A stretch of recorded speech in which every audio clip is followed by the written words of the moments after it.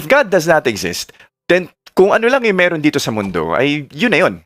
At aksidente lang kung bakit nandito tayong mga tao.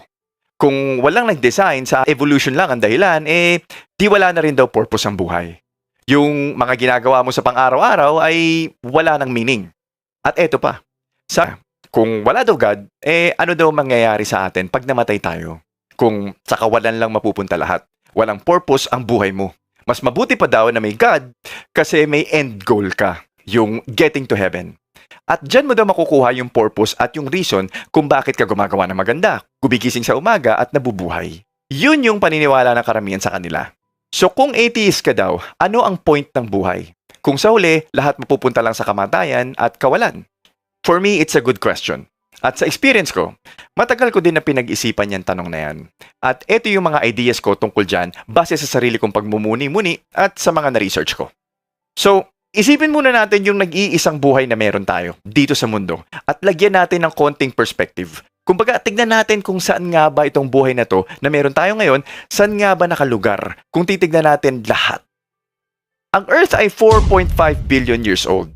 Kung ilalagay mo daw ang buong existence ng mundo at pagkakasyahin mo sa isang 24 hours or isang araw, isipin mo nag-start yung mundo ng alas 12 ng madaling araw sa relo. So, 12 a.m. Yung mga single-cell organisms dumating 1 p.m. So, tanghali na.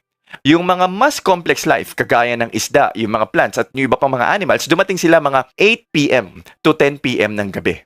So, tayong mga tao, yung early humans, ay nag-umpisa lang mabuhay sa mundo ng around 11:58 p.m. and 43 seconds. So lahat ng nangyari sa buong recorded human history in thousands of years, lahat ng ancient wars ng mga Greeks at Romans, at ng French at ng Chinese, yung agricultural at industrial revolution, yung buhay ng lahat ng ninuno mo at nung sa parents mo, at lahat ng taong nakilala mo at lahat ng na-meet mo sa buhay mo so far, nangyari lang lahat yan noong last 1 minute and 17 seconds pa lang sa buong 24-hour clock ng mundo.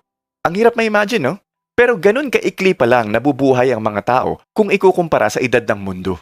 Paano pa kaya sa edad ng universe na 14 billion years old? 'Di ba? Sa Milky Way Galaxy naman, kung nasaan nandun itong Earth, may estimated na 200 billion stars at mga 100 billion planets. Hirap makita ng Earth dyan, di ba?